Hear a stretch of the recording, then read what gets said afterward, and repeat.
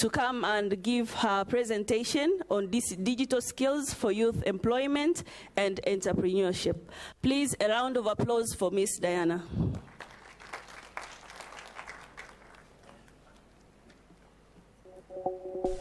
Now more than ever, we know what digital can do. We know the potential that it has. Tanzania is well placed to take full advantage of this digital transformation. There are nearly 27 million internet users across the country.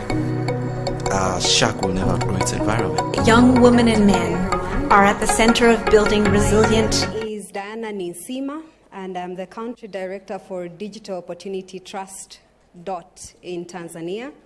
DOT is an international nonprofit that supports young people in the area of digital skills development. We mostly have several pathways that include digital skills for jobs, digital skills for businesses, but also how digital can support social entrepreneurship. So today is not really about DOT. It is about the ecosystem and the work that we have done together the last couple of months. So I'm joined today with other partners that have come from afar and beyond to be part of the launch of the Digital Inclusion for All project, which is part of the Youth Digital Summit that was conducted in August 2021. So with me today, I have John Mushi from Ubuntu Hub, so if you can wave to the audience. Rashid Ali Rashid from Cube Zanzibar. Yes. Pascal Charles from Archbishop Mihayo University College of Tabora, Sauti Amukta. Yes, wonderful. Living Com from St. Augustine University, Sauti. Yes, Angela Ilomo Arelabs, Iringa. Gibson Kiwago, Project Inspire Tanga. Kiko Kiwango, Tautik Launchpad, Morogoro. And Faraja Kota Nyalandu from Doto Hub, Dar es Salaam and Arusha. Oh, she's a triple threat. Okay, wonderful. So the report that we're going to be presenting today is part of the findings or insights that were gathered within the Tanzania Youth Digital Summit that took place at the end of August in 2021. The report and the summit were supported through funding from the European Union as a co-host, but also other sponsorship partners such as Global Affairs Canada that have funded DOT for very many years. Until now, we have a new project that runs until 2023. We also got support from UNICEF and Sigo Family Foundation. But we worked with partners from 10 other regions within Tanzania, mainland, and Zanzibar. And those partners have representatives that have come here today. So I'll swiftly take you through some of the insights. So as I go through, these are not voices of Diana, neither are they voices of the partners. They are voices of young people that came through in the summit and contributed towards how we can shape a more inclusive digital society in Tanzania.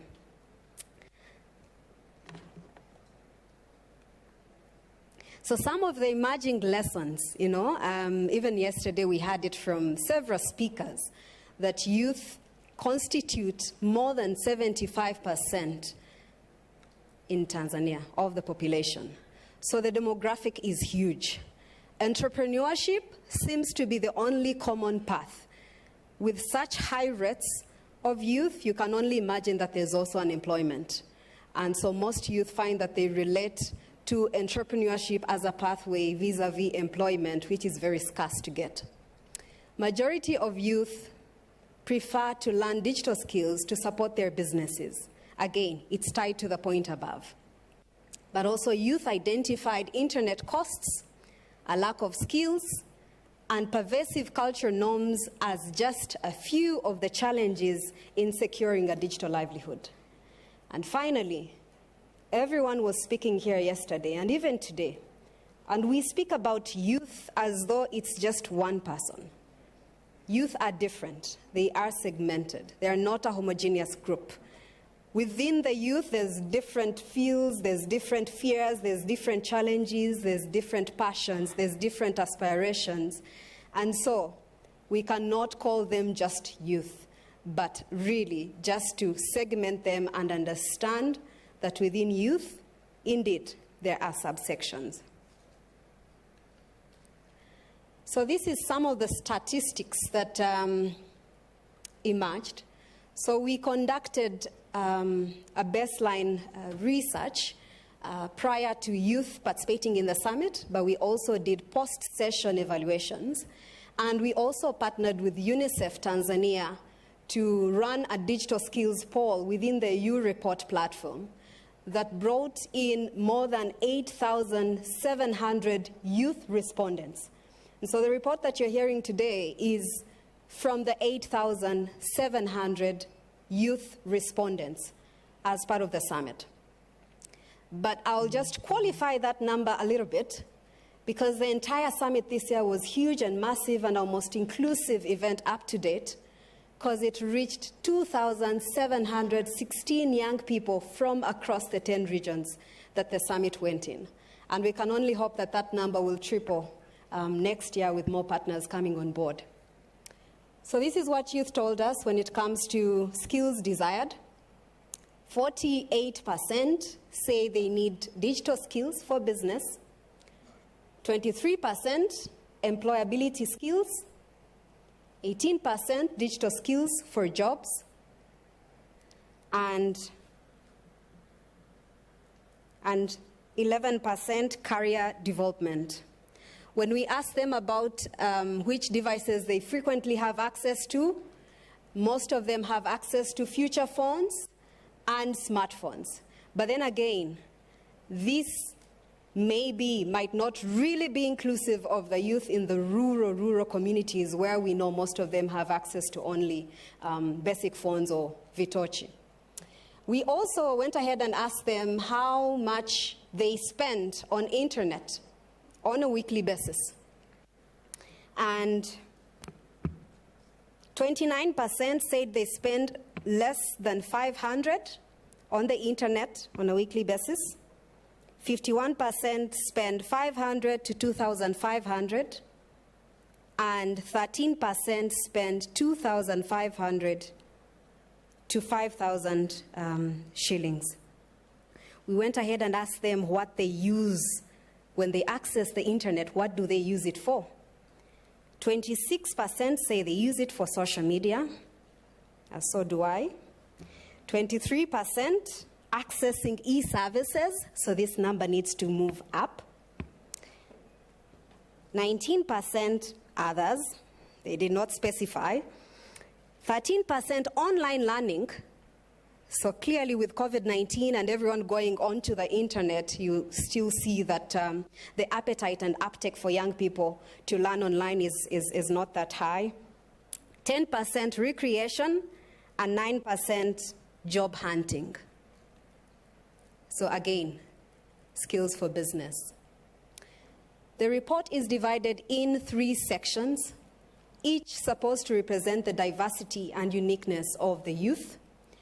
The first one being START, how youth take the first steps into the digital business. So this section shares about their perceptions towards online businesses. It also reveals the skills that are most useful to them. And the second component is SEL. So we explore a little bit of what e-commerce looks like for young people in Tanzania. And the third one is support. So what needs to happen? Yesterday, we had several other speakers speak about catalytic funds. We had people speaking about boosting and supporting innovation hubs and spaces to bring in more young people. So what does support look like, and what needs do the young people actually have? So when we go into START, there are several things that were mentioned, but the starter skill number 1 that young people need is to recognize social media and the internet as a powerful tool for digital inclusion. So 53% of the youth said they already use their social medias to grow a livelihood. But again, this was the population that came through, you know, to respond to the summit. I'm sure that this number becomes much, much lower when you go into the rural communities. And the first set of these starter skills need to also introduce them to the mindsets they need, the behavior, the attitude, the culture, but also recorrecting the notion that social medias are just for fun. They're not for fun. Now there are platforms which are used for businesses, for young people. Starter skill number 2 is digital skills for market research and customer feedback. I'm sure most of us, you know, we use whether it's Google Forms or we look through analytics through the posts that we share on social media. Indeed, social medias can be a huge, huge opportunity for young people to access quick data, feedback on their products that can help them to. Okay. So these youth, once registered onto these platforms, they need to be aware about how to optimize these platforms, the different features, you know, Twitter Insights, Instagram Insights. I'm sure at the current rate we are only using just a small portion of what those social medias can actually do for our businesses. Starter skill 3 is digital marketing and new generation of creative tools. I mean, we were chatting earlier that gone are the days that someone says, go to my website. No, it's go to my Instagram, see my WhatsApp status. I'll be posting new bed sheets tomorrow. How many of us still get links for websites? Instagram? That's the more popular thing, Facebook. And these are the things that resonate for young people. And with these new generation of technologies, which also qualify to be freemiums, so they are free for access, such as Canva, they place the creativity in the hands of young people to co-create tools, to create logos, and they have easy-to-access templates that they don't need to buy for. But we also know the latest, such as Grammarly, which helps most of us as we do our writing endeavors. So browser-based design apps like Canva equip these young people with the superpowers to tap into creative tools that can support them. So the recommendations when it comes to the start section is that we need to meet youth where they are at. We cannot speak about websites. We cannot speak about, you know, the different ABCDs when we don't know the type of young person that we're designing for. So meet the youth where they are at in their knowledge and use of social media for entrepreneurship and employment, and provide them with the support to register and gain the right mindsets and attitudes on how to use these platforms, but also to create user personas. So let's get away with the notion of I'm working with youth, like which persona, which type of youth, segment youth. Is it rural youth? Is it youth in the agri space? Is it young vulnerable women? Who is it, and what are their needs? Then we also need to pivot digital skills training to promote more of less expensive browser tools as the ones that I've just mentioned. And this last one is an addition to what was said yesterday. So equipping schools with the internet and incorporating digital skills where youth can adapt much more earlier than just waiting until they're done with college to begin to use ICTs. The second segment of the report is SAIL. And when we're launching the Tanzania Youth Digital Summit, we invited a young person who spoke on behalf of other young people. And he says that Tanzania is an interesting place when it comes to ICTs. We are experiencing both the first, second, third, and fourth industrial revolutions at the same time. So while we're speaking about artificial intelligence and blockchain technologies, there's still places where they don't have connection to electricity. They don't have electricity.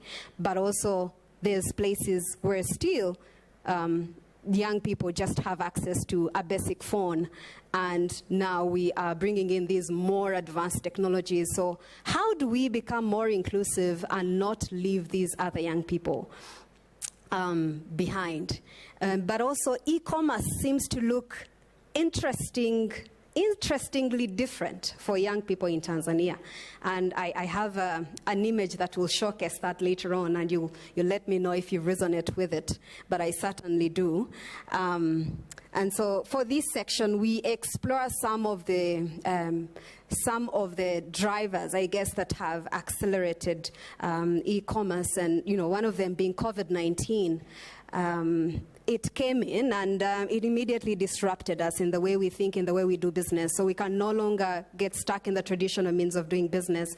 Everyone at this moment, young people, old people, need to be thinking about digitizing and digitalizing their businesses so that they can be more resilient to future shocks, such as the COVID-19. So worldwide, statistically, 1.5 billion people now shop online, and that's about 27% of the global population. But when it comes to developing countries, that figure is much, much lower, certainly maybe about 2% in countries like Tanzania. The United Nations Conference and Trade and Development Center conducted a study which included about 60 public and private sector institutions to ask them how they can boost e-commerce in Tanzania. And their biggest priority from the partners, they said Tanzania needs to develop a national strategy or development plan for e-commerce development. But when we went through the report, we recognized that it lacks youth voices. Youth constituting more than 75% of the population, but also they are the ones who are mostly in the informal sector. We feel that they should have been more included in the design of e-commerce policies and regulations and recommendations that can take care of their needs and aspirations. We also dive deeper to understand some of the perceptions that young people had around e-commerce. And it was interesting to find that some of them have a trust issue when it comes to e-commerce. Either a friend ordered something that never came through, or they ordered a beautiful bag and it landed on the door and it looked like a bag for a 5-year-old. Certainly some of us have fallen prey to that. But there is the softer part of e-commerce that we need to be looking at in that sense. How do we create a culture of trust when you post like products online? Are they authentic? How do you communicate with customers? Is the communication transparent? Is it honest? These are some of the fears that hinder young people from partaking in e-commerce. And the last one is that e-commerce should be paired with high rates of digital literacy. It shouldn't just be about the policies that we're creating, but how are we capacitating the citizenry to fully reap the benefits of these platforms. And this also includes consumer protection policies, value chain approaches, and etc. And so this is the reality of how e-commerce looks like for a young person in Tanzania, at least the majority. Because I know the minority might have access to shop from, Alibaba, Jumia, and all these very large platforms. But on a day-to-day basis, the young person in Tanzania goes through stage one. So the entrepreneur purchases a product from on a wholesale price, whether it's in Kariakoo or anywhere.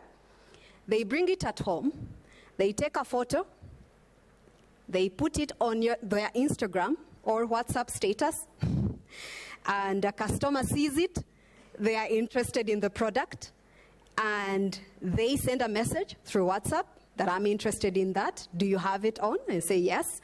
At times, I have to be honest that youth don't have them. They just merely are in the shops of Kariakor. So they'll say, yes, we have them. And when the customer orders, they quickly run to Kariakor, buy it, bring it, and send it by bus. And the customer will transact through mobile money, and the money will reach the young entrepreneur. And to their best, the young entrepreneur might ask for a testimony from the customer and say, hey, can you post something, like a testimony I can use on social media that it has reached you and whatnot. But that's how it looks like. How many of us resonate with this picture? Yes, that's how it looks like. So while we speak about e-commerce and all looking fancy and all processes there that are, from a global standard, we have managed to innovate how e-commerce looks like for the majority of young people in Tanzania. Now, are we comfortable with this process? Do we need to do something about it? Or is it just where young people are at and that's okay? So recommendations from the the sale section is that training programs should be structured in layers. So basic digital literacy, again, because these youth are at different levels, and soft skills related to them progressing forward. But we also need to create a national strategy or development plan for e-commerce in Tanzania, as per recommendations from UNCTAD and the private public sector research that was done. And we need to initiate research into the fulfillment of services and e-commerce, as well as examine opportunities under the African Continental Free Trade. Now, the Africa Continental Free Trade, I'm sure this is just a term known by a certain group of people, but not many young people actually know what it is about and the opportunities that they can reap from this Continental Free Trade Agreement. The final section of the report is support, so what's needed. And in this section, we explore several things, including online safety and gender digital divide. Honorable Nema yesterday hinted on online harassment for women in politics, and I was seated over here saying it's not just women in politics, it's just women altogether. So what can we do about that? We also try to learn from young women within the focus group discussions, what are the root causes that are coming or hindering them to be part of the digital technologies. And most of them shared that there's a digital skills gap, and so they don't know how these platforms can be used. But also some of the content is not women friendly or women inclusive, because at the current rate where majority of applications that are being designed are male designed, then AI has been designed from a male's lens vis-a-vis from a female lens, and hence most of these platforms also operate in a non-gender sensitive or gender inclusive way. So these are some of the things that we need to be looking at, but also the freedom of women to speak freely online and offline. Because the thing is, if left unchecked, the harassment that goes on online could be translated offline. I mean, there are no limits for this. And this, we have learned that it's one of the major things that is deterring young women from partaking into online businesses, the harassment. The minute they post their products, the comments become more personal than business-related. They become more sexist than business-related. So we need to do something around this. And ICT Commission putting on a spotlight over here because we also learned that 12% of the professionals registered in the Tanzania's ICT are women, just 12%. Can we up that number? What is the challenge? Why aren't they registered? Then also, we need to look into training centers and create spaces for youth to grow, learn, and fail. Grow, learn, and fail. Failure should be okay. It should be part of learning. It should be part of the process. It is a process.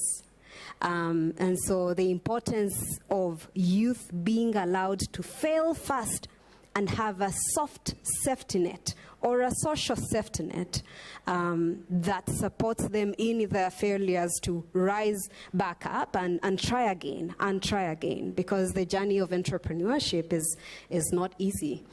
We're also encouraged to run design sprints, providing young people with the seed grants to test their ideas. You will learn later on that most of the finances that we have today focus on a more type of young person who is at a grown stage. Not many funding opportunities are looking at youth who are still at the ideation stage, thinking about that solution that they want to create for their communities that could translate into both impact and profit. Because, again, most funders are risk averse. So they want youth who are already at a grown stage and the risks are much lesser, and they already have systems. They have 3-year audit reports. They have a 5-staff team. They also have all these policies in place. But I mean, how do youth get to that stage? Who invests in them to get to that level? Can we bring out some of that money to test out, give youth seed funding to allow them to test out, to learn, to grow the idea, to grow the organization so that it becomes ready to unlock more investment at a later stage? So yes, completing the cycle of support. So we need resources and grants for this. I mean, yesterday we had a lot, so we can only hope this translates at a later time. So again, creating an enabling environment for these young people. This includes infrastructure and completing the missing pieces. We need to create education campaigns that are targeted to both men and women on online safety and how they can use these spaces with more with more caution, and also call out inappropriate behavior whenever it comes. Currently, there's a coalition for online spaces, but it's just still very few stakeholders that are trying to make it work. So we call upon everyone that feels they've been affected in some way to do something about it, to advocate and sensitize and create awareness around creating online safe spaces for everyone. So as I wrap up, again, these are the 2 categories of young people that we're speaking about, that we want to serve as a collective of partners here today. Number 1 being Susan. Susan just has basic literacy and numeracy, and some of us here are labs in Iringa, Ndoto. They work with such youth. Some hubs work with maybe more advanced young people. They will tell us later. But what Susan needs is just digital skills that can unlock her potential to tap into digital and media spaces, but also accelerate her entrepreneurship skills. And this will lead her to be more empowered and increase her agency, because now technology has become a platform also for civic engagement. And if young people are not in these spaces, they are being left behind. So this is Susan. And for her, she says, my phone is my business and it is my life. So let's support her. And the other one is a more advanced young person. She is a graduate, so probably she's already informed in some technologies and trends and everything that is happening in the blockchain technology kind of space. And she just needs that space to test out and fail fast and grow and be invested in. And she or he is aspiring to be a tech innovator. She wants to tap into digital micro work opportunities, go into Upwork and all these spaces that she can do freelance work. But she doesn't know how to get there. So she needs not only the soft skills, but the linkages that can get her into these spaces. As I conclude, I have a few things here that I'm looking at. One is on access and skills. That for young people, two truths are very clear. One is that mobile technology is their entry point into the digital economy. And second is that digital skills are no longer an option. They are a must. The second one is that digital is indeed a gender empowerment tool. In communities like Zanzibar, where young women might not be allowed to even go to the market to showcase their products, once they've posted them online, a young woman or an old woman for that matter sits at home, posts their product online, an exchange is done, they never have to meet. And voila, business is done. So it is an empowerment tool, especially for women. The third one is that this report and the work that we've done with these other several partners is very much government aligned. So there is a plan to establish the soft centers or the zonal soft centers for young people. And we're hoping that this same ecosystem can work together within the respective hubs and accelerators to do sandboxes, to build talent, and to also do digital skills building for the young people there. And as I finalize, of course, it's all talk and talk, but it needs money. It needs resources. So we welcome everyone on this agenda to subscribe to our cause. We welcome funders and supporters so that we can scale digital inclusion to the ones who are always left behind. The ecosystem is ready. As you can see, we've already now started on a pilot in 10 regions. These partners are part of the wider project that have just started, and each of them is supporting to deliver digital skills already, but it's at a very small scale. So we need more funding to be unlocked so that we can scale the increase of this impact and work that we're already doing in several regions, and also even move into more regions of Tanzania.